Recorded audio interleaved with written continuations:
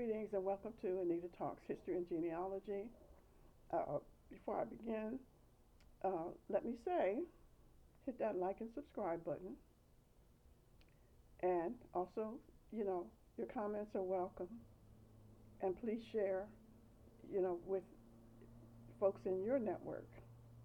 We're trying to grow the channel, and your paid subscriptions help.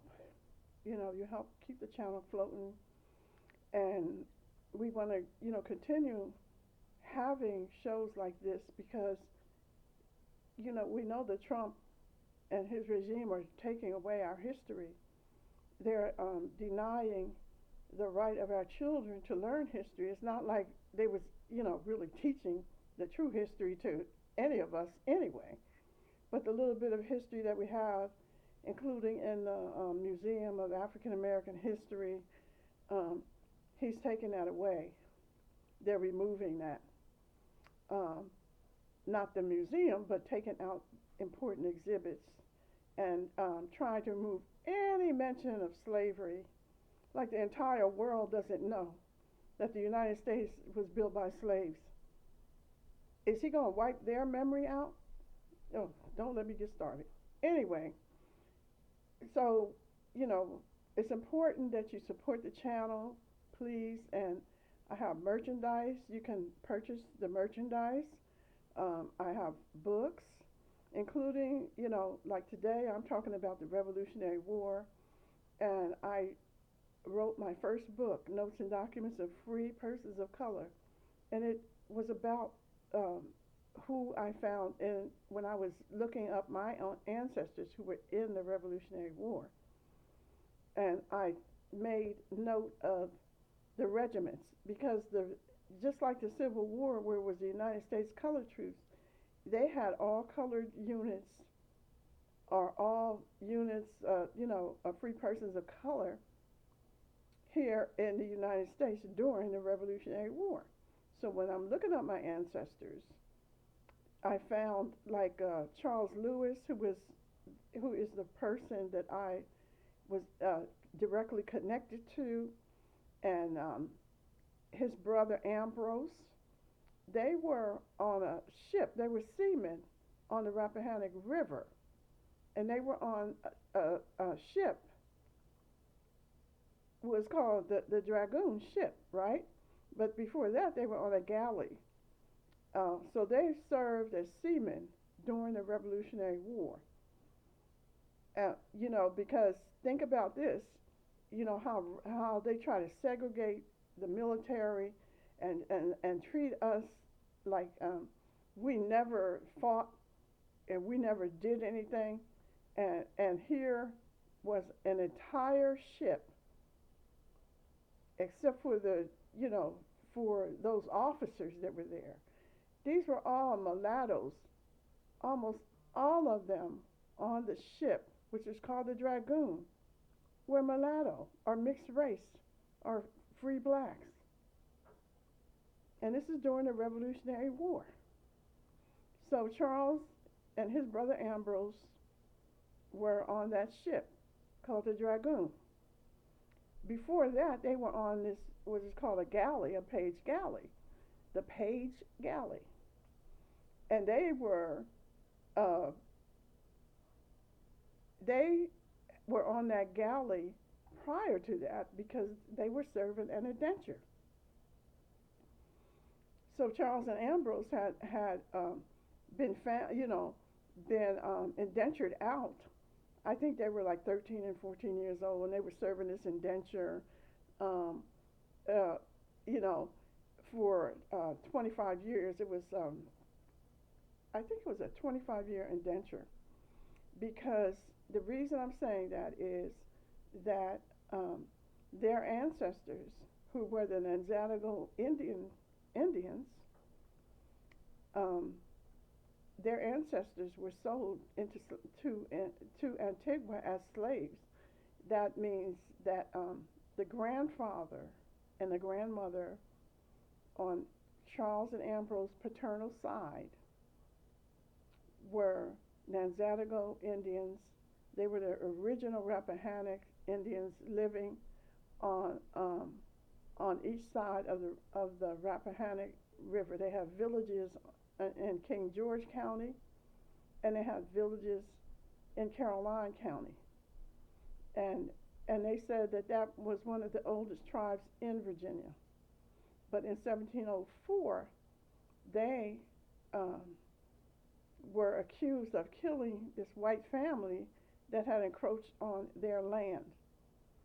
And if they were going to kill them, why would they go to the colonial government and say they're encroaching on our land, and they're filing complaints with the colonial government? So then why would they go, if they were going to kill them, why would they even bother going to talk to the colonial government, which did nothing to remove those people?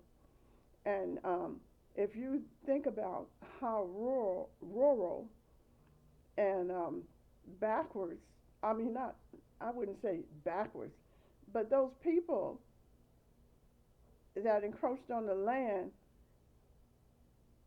I have to wonder what kind of structure they lived in, because there was bears there was all kinds of predators. And here you go out in this rural area and build some kind of structure, and I just can imagine how secure that structure was, because the slaves were the ones that did all the building, was building solid structures. And these people didn't have any slaves. They were just out there in the woods on their own.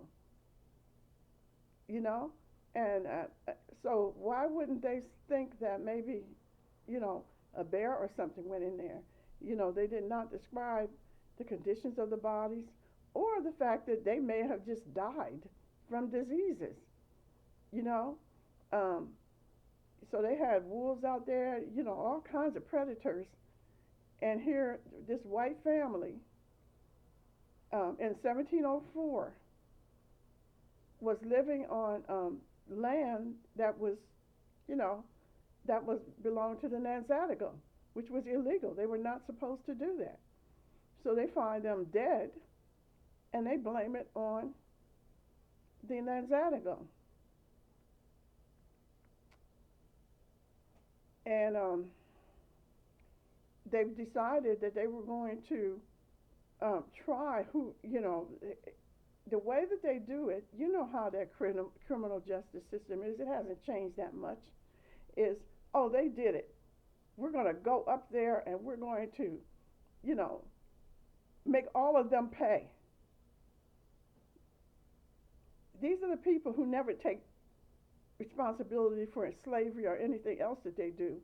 But they went up there and they said that, if they didn't turn over these people who killed that family, that they would take out the entire village. And they had the military might to do it. They were already killing the, indigenous people off. So there were 4 men that took responsibility and went, and they were immediately hung. And that wasn't enough for these people who are bloodthirsty. Oh, let's go get all of them. Let's get them all off the land. And they decided that they would take the children who were over 12 and put them in indentures. And the adults, 13 and up, were sent as slaves to Antigua. And the children were racially redesignated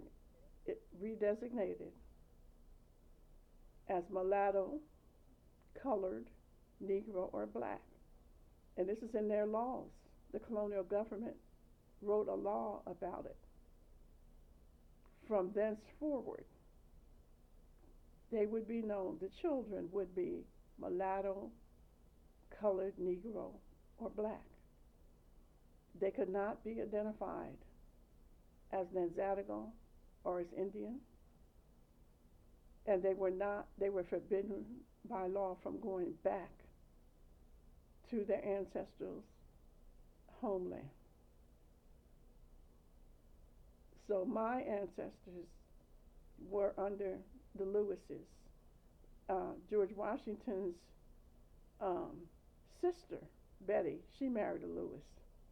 So the Lewises were, um, you know, coming from England or Wales or whatever, because Wales was also colonized by the Anglos and the Normans. So these people who were themselves not light skinned, the Welsh, they themselves were colonized and assimilated into and forced and went through a forced assimilation. It took them a long time to do that, and the Welsh still speak their own, have their own language that they speak that is not English. Um, anyway, so that's who my ancestor Charles, Indian Charles, who was the Nanzadigo Indian, he wound up with the Lewises and eventually took on the last name of Lewis.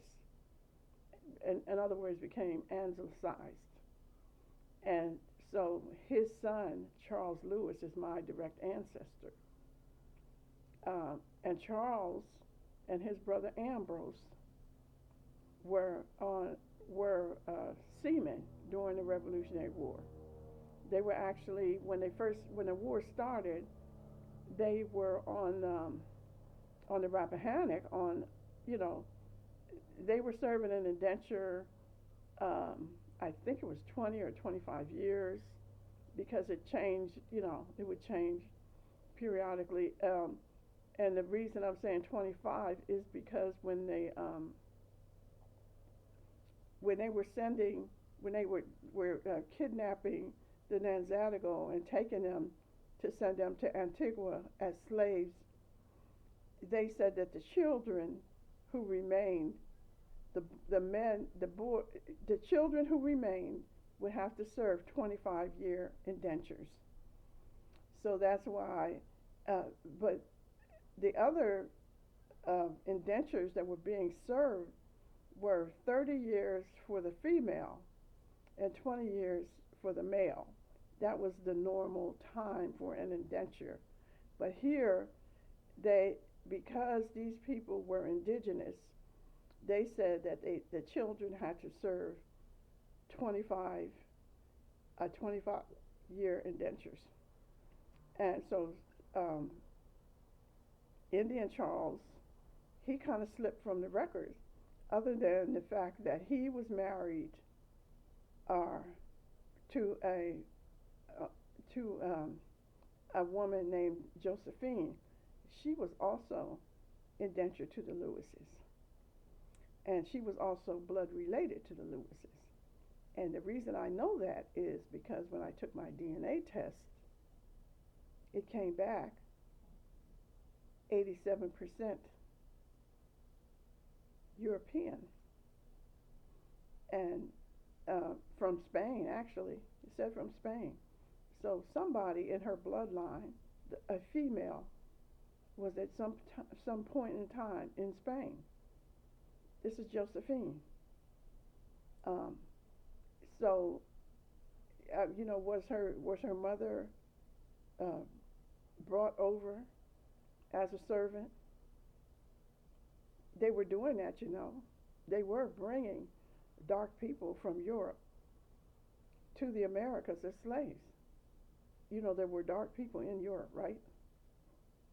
Anyway, so, so when I took my African ancestry test to see what, part of Africa, it came back European. When I took my family tree DNA test to see what part of, where, our ancestors were from, it came back 87% European. And it's 8% native or indigenous, 5% African. So family tree DNA goes all the way back. I mean, they go far back. They go like 25,000, 30,000 or so years back. The autosomal test African ancestry gives, they only go back about 1,000 years, but they are still saying that my female ancestors were in Europe during that period. And Family Tree DNA said the same thing when they are tracing our, the seven daughters of Eve coming out of Africa. So our ancestors came out of East Africa and crossed over from Morocco, over the Iberian Peninsula into Europe 25,000 to 30,000 years ago. So you can see that, the adaptation process, because, if you look at Cheddar Man, you can see that's a dark person with blue eyes and straight black hair. Anyway, so I don't want to get too far off into, Europe, or that's for another show. But I'm saying that to say that Josephine, who is the mother of my ancestor Charles Lewis, and the wife of his father, Indian Charles, was mixed race. Okay? And Charles and Ambrose were sort of drafted into the Revolutionary War because they were serving an indenture and they were already on the Page Galley. And they wanted to, they meaning the Patriots, the ones here in the United States, were, going to seize the boat and, use it for the Revolutionary War. And so they decided they were either drafted into or they signed up to be on, in the Revolutionary War. They might have just wanted to stay on the boat. They were seamen. And they were young men, and they had been, probably doing that for, 10 or 15 years when the Revolutionary War broke out. And so they signed up as seamen for the Revolutionary War, and they remained on the Page Galley. And then after, then they were transferred to a much larger vessel called the Dragoon ship. And I want to say this, while we're talking about the Revolutionary War, that George Washington and those slave owners had slaves that were mining ore, and that ore was shipped down, and that ore was made, it was iron ore, and it was used to make those ships during the Revolutionary War. And the slaves were, even the ones that were not in the Revolutionary War, they were building those ships that they used, including the Dragoon. They said it was commissioned. It was commissioned by Fielding Lewis. And I think that Fielding was Washington's brother-in-law. Anyway, but I just want to say, I want to put in, we're in history. Don't let them tell you that we're not in history. But those, the people of, and this is in Virginia. This is in Virginia where they had slavery, and but they needed those people to do all the labor for the Revolutionary War. They could not win the Revolutionary War without that labor and without those so-called slaves being able to build those ships and to create weapons, to using their blacksmith skills and stuff to work with the iron to create the weapons that were necessary, like the big cannons. Do you think them white folks was building them cannons? I'm just saying. Come on. Think about it. Anyway, so Charles and Ambrose were seamen. They served 3 years on the Rappahannock. After they were, transferred to the Dragoon, I think it was maybe 2 more years they served on the Dragoon ship.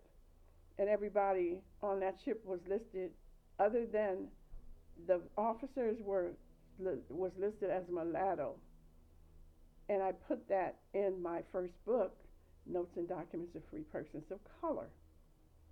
And once I found the roster, because in order to be accepted into the DAR, you have to prove your lineage to the Revolutionary War soldier, and you have to produce the roster.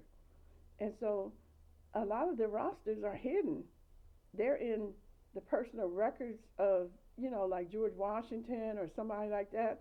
The officers have, have those rosters in their records. And also, that the historical societies have them, and also the DAR has a lot of those records, but they won't just voluntarily give them to you. You have to trace back to them, and they'll say, oh, yeah, that person was, So that's what what happened with Charles Lewis. I was accepted into the DAR, but so it was Charles and Ambrose, and they were on, here's the battles that they were in. Ambrose left a lengthy, he applied for a pension. He left lengthy records. He went and appeared before the first Senate hearing of the United States government in Washington, D.C. His testimony is still a part of those official records. I found them. Seriously. Ambrose Lewis, and this was, they fought at the Battle of Camden, South Carolina. And that battle was a losing battle for the Patriots, for the American side, because they said that the British were better trained and had better weapons, and most of those who were fighting against the British under General Gates were younger people like Charles and Ambrose. And Ambrose was shot 9 times and bayoneted clean through, and that brother still lived. So he was taken aboard the ship, the British warship, and kept there until the end of the war. Now this was the Battle of Camden. The end of the war didn't take much longer, because up in Yorktown, George Washington had formed his regiment, and they were, giving the British hell up there. So coming from Amherst County, Virginia, is another ancestor, Rawley Pinn, indigenous, Native American. Okay? Where was he from? He was from Lancaster County, Virginia. The Wicomico, they spelled it Wicomo or something. Anyway, it's Yeocimo, Wicomico, or Wicimo,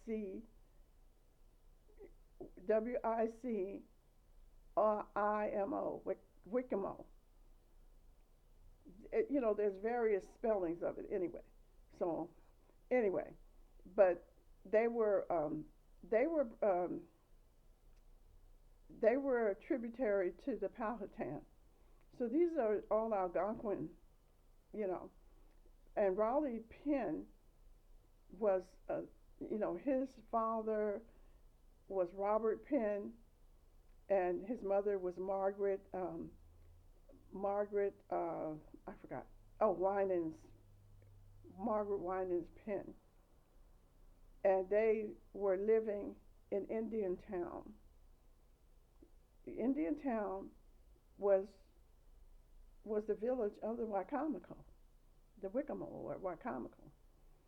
Anyway, so that Robert was called the great man of the Wicomico Indian Nation by the Episcopalian Church, which he was a member of. The tribe had to align themselves with a Christian church in order for them to stop harassing them. So the first law enforcement, in that region was through the churches. The Episcopalian Church and the Anglican Church had wardens. They had church wardens who would go out, who could arrest and harass the indigenous people, and they did. So Robert Penn, who was Rawley's father, was harassed. He was taken before the church warden and charged with not paying tithes. What were the tithes? The tithes were hogshead barrels of tobacco, and he was fined like 15 or so hogshead barrels of tobacco because he had missed church and he had not paid his tithes. Think about that. Anyway, so I think they were taking him back and forth because by the time that my ancestor Rawley Penn was like a teenager, they had put him in an apprenticeship as a copper, and so the copper training was to have them building those hoghead barrels to hold the tobacco. So that's what Rawley Penn was, apprenticed as, a copper. Anyway, so when he finished his apprenticeship, Rawley Penn left the area. By the time he was even in his apprenticeship, the father, Robert, was gone. Maybe he was in jail or they had killed him, but there was no mention of him in the record. The mother, she was mentioned as being with the son when he was apprenticed out as a copper, and also the daughter, she was apprenticed out as a housekeeper, but Rawley, he went into he left the area and he traveled and he stayed with some other Penns along the way. He went up through Yorktown. He met with John Redcross. He met, I'm thinking that's how he met my ancestor, his wife, Sarah Redcross Evans-Pinn, because he called John Redcross his brother, and John Redcross and Rawley Penn served in the Revolutionary War out of Amherst County, Virginia. So that's they went up into the interior seeking freedom and to get away from the colonial government, which was taking over the eastern part of Virginia. So they were getting away. Rawley Penn and John Redcross served in the Revolutionary War in Yorktown. That was the last battle of the Revolutionary War. They served Rawley and the unit that he was in, which again was predominantly mulatto or free black. They marched all the way from Amherst County, and they met up with Marcus de Lafayette. And Marcus de Lafayette was a colonel, but he had a black general. And they marched to Yorktown with the unit that Rawley Penn was in. And they were part of the Siege of Yorktown. That was the last battle of the Revolutionary War. So I'm mentioning that because Rawley Penn also was joined, when he was in, the war. His brother, Robert Jr. or Robert II, named after his father, came from Lancaster County with a unit that he was a part of, and his sons, Robert, Billy, and John, and James, were with him. And James was killed at the Siege of Yorktown. That was, Robert's son. But the rest of them, they were part of that battle. And so why am I saying this? Because again, the units they were marching with were predominantly mulatto, mixed race, free blacks. The same with Rawley, Penn. The same with Charles and Ambrose Lewis. And I'm doing this as a historical tribute because the 250th anniversary is scheduled to end July the 4th, 2026. And I'm saying this, that we should have our own anthem. We should not have to sing their anthem. That's not our anthem. Because I believe my ancestors were believing that once they kicked the British out, slavery would end. And it did not. How disappointing that was for those people. Not only did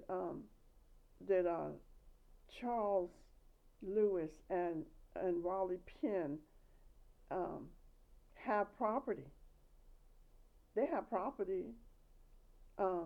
Charles was a part of Rocket's Landing, which was a business district for mulattoes, for coloreds up in Richmond.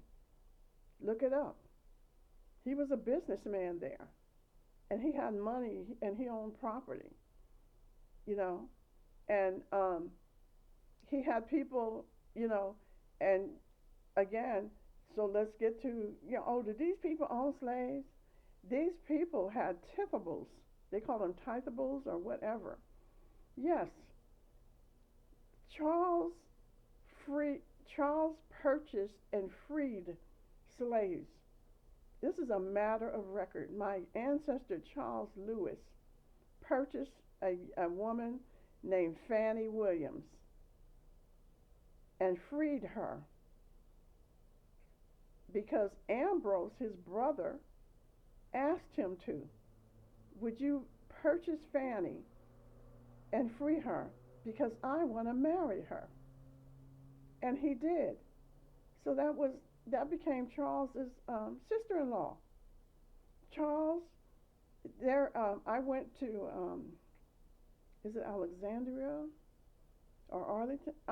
Alexandria. There's a museum there. And I was looking through the records. They also have historical records. And I found the names of other slaves that Charles Lewis purchased and freed. And that was going on a lot back then, because most of the folks that was coming from Europe were illiterate. They wouldn't know what was going on unless somebody told them. So yes, Charles was purchasing and freeing slaves, and his own son went to left Virginia and went to Liberia. So he had a son named John Lewis, and he was one of the ones that took off and went to Liberia, because none of the property or the money that Charles had was passed to his descendants. And Charles' daughter, who is my direct ancestor through Charles, Nancy Lewis, and Fannie Lewis, and a couple of other women, Hannah Lewis, they all filed documents, or they filed testate proceeding because they had they were saying Charles died without a will, and we want to know, we're his heirs, and we want to know where, what happened to his property. And they received a warrant for land, which they sold. I think it was in Kentucky or somewhere like that. But there is so many, there's so much, there is so much written down. Our history is not unwritten. So that's what I wanted to say. I wanted to share that and see if you all have any questions or anything to add. So this is the Lewis and the Pinns. The Lewises and the Pinns met up in Fredericksburg. That's where Fredericksburg was a place where so-called free persons of color migrated to during that period. And so my Lewis, Penn, the Jacksons, the Boldens, they all met up in Fredericksburg. And they were intermarrying. And so that's where I'm getting my stories from. But whatever I say, I have records to back them up. And I am a member of the Monacan Indian Nation through Rawley Pinn's wife, Sarah Redcross Pinn. Oh, no, Sarah Redcross Evans-Pinn. So I'm going to keep, sharing this information. So I would like us to figure out what kind of celebration we want to have for our ancestors who were fighting to end slavery. That's what I believe. My ancestors, the descendants of Charles Lewis and Rawley Pinn, were in the Civil War out of Pennsylvania. One of their descendants, Walter Samuel Penn, was in the 54th Massachusetts. That's who they were. And we want to keep their stories live, and we want to keep telling the truth and not let them, erase our ancestors from history. They took everything from them. They took the property so that they could not pass down generational wealth to us. But they're not going to take the stories. They're not going to take our truth. We're going to keep telling that. And please continue to share, subscribe if you can. Check out my merchandise. If you want to donate to help keep the channel going, to Cash App, $Wheels, WILLS 920, Venmo, ANITA Wheels 4, or any other way that you want to donate, contact me. And let's keep this going. And I hope you all have a wonderful rest of this day, and keep coming back and keep our history alive. And we will meet soon. Wonderful.